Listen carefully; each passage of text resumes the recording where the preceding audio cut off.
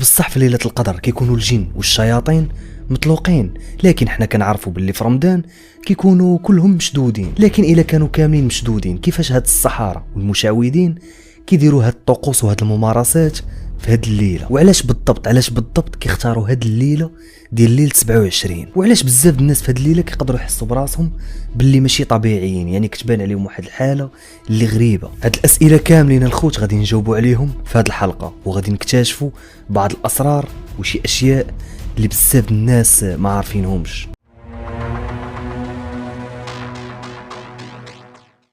اول حاجه خاصنا نعرفوها الخوت هو ان ليله القدر ماشي بالضبط في ليله 27 كيف ما كيعتقدوا بزاف الناس. لا، هاد الليله الخوت كتكون في العشر الاواخر في رمضان.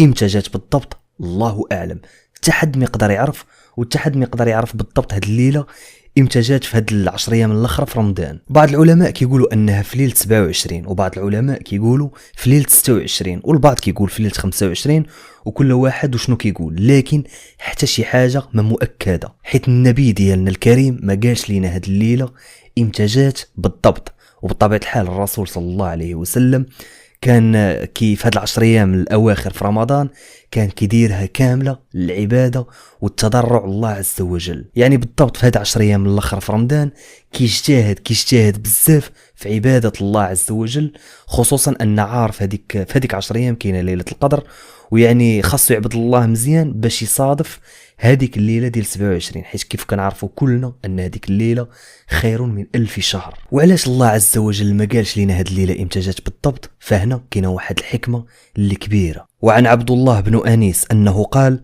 يا رسول الله، اخبرني في اي ليله تبتغى فيها ليله القدر؟ فقال: لولا ان يترك الناس الصلاه الا تلك الليله لا اخبرتك. يعني بالضبط كو كانوا الناس عارفين هاد الليله امتى غادي تكون نيشان، كون ما غاديش يقدروا ما يصلوش العام كامل ويجوا غير حتى لهاد الليله ويصلوا فيها ويطلبوا الله ويضرعوا الله، حيت كيف ما كنعرفوا هاد الليله خير من 1000 شهر، يعني يقدروا ما يصلوش العام كامل ويجيبوها حتى لهاديك الليله عادي يصليو. داكشي باش حتى الحكمه ديال الله عز وجل خلى لينا هاد الليله مخفيه وما بغاش يقولها لينا امتى جات، لكن عطانا واحد العلامه انها كاينه في العشر الاواخر في رمضان. لكن بعض العلماء المسلمين اجتهدوا وقال لك باللي في هاد الليله كاينين بعض العلامات اللي كيدلوا على ان ليله القدر هي هذيك الليله اللي كنعيشوها. ومن بين هاد العلامات كتكون واحد الاضاءه وواحد النور في هذيك الليله اللي زوينه بزاف، وكتكون واحد الطمأنينه في القلب، كتحس باللي الصدر ديالك مرتاح. وبالضبط غير المسلمين فقط. الرياح كتكون فيها ساكنه وكيكون فيها واحد الهدوء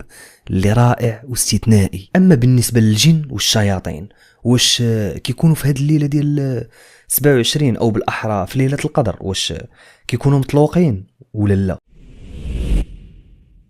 خاصكم تعرفوا الخوت ان الجن الكافر والشياطين، وبالضبط العفاريت ديال الجن والجن الاقوياء المرضى، دوك الاقوياء كيكونوا كاملين مشدودين في شهر رمضان، انما كيبقاو غير دوك الشياطين او الجن الضعيف، يعني واحد الجن اللي واحد الرتبه اللي لتحت، يعني ضعيف بزاف، هادوك هما اللي كيبقاو مطلوقين وما كيتشدوش. لكن كيف قلنا الجن الاقوياء الشياطين المرضى هما اللي كيتشدوا وكيتصفدوا في رمضان. اما هاد الشياطين اللي قلنا الضعيفين ما كيكونش عليهم واحد التاثير كبير بالنسبه للانسان، يعني كي كاينين كما كاينينش. لكن مع ذلك السحرة والمشعوذين كيديروا اخبث الطقوس والممارسات في هاد الليله ديال 27، واخا باللي ما كاينيش هادوك الشياطين الاقوياء ودوك العفاريت اللي غيعاونوهم، لكن كيديروا هاد الطقوس وهاد الممارسات.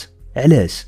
وعلاش بالضبط كيختاروا هاد الليله بالضبط اللي هي عظيمه عند الله عز وجل؟ علاش بالضبط هي؟ خاصكم تعرفوا الخوت ان ابليس الشيطان الكبير، ابليس لعنه الله عليه، كيبغي يتشبه بالله عز وجل. كيف ما الله عنده العرش ديالو فوق الماء، فابليس حتى هو يضع عرشه على الماء والعياذ بالله. كيف ما احنا الله كنعبدوه وكنطلبوه وكندعيه وكنضرعوا ليه، فكاينين بعض الناس اللي هما السحرة والمشعوذين كيعبدوا الشيطان وموهبين حياتهم ليه، ويقدروا يديروا اي حاجه في سبيل الشيطان. وكيف ما هاد الليلة عندها واحد المكانة كبيرة عند الله وعندها واحد الفضل كبير، وفضلها على بزاف الحوايج، يعني فضلها على 1000 شهر. ليلة القدر خير من 1000 شهر. تخيل معايا غير ليلة واحدة خير لك من 1000 شهر، يعني عندها واحد المكانة اللي كبيرة وعظيمة. فكيف ما هاد الليلة عظيمة عند الله وعظيمة عند المسلمين، فحتى إبليس حتى هو عنده عظيمة هاد الليلة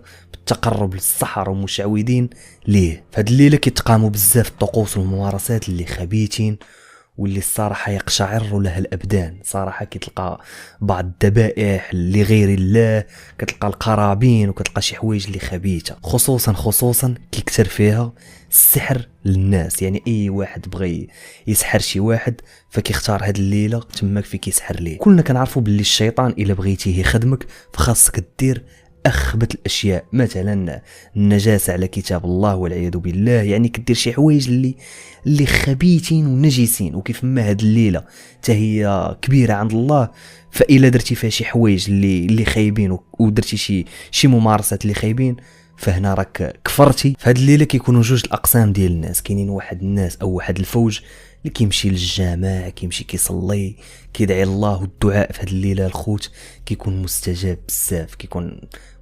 بزاف. كيمشي للجامع، كيصلي، كيضرع الله، كيدعي، كيتقرب الله ما اكثر. وكاين واحد الناس وواحد الفئه اخرى اللي هاد الليله كيمشيو يديروا شي حوايج اللي كيكفروا بالله وكيشركوا به.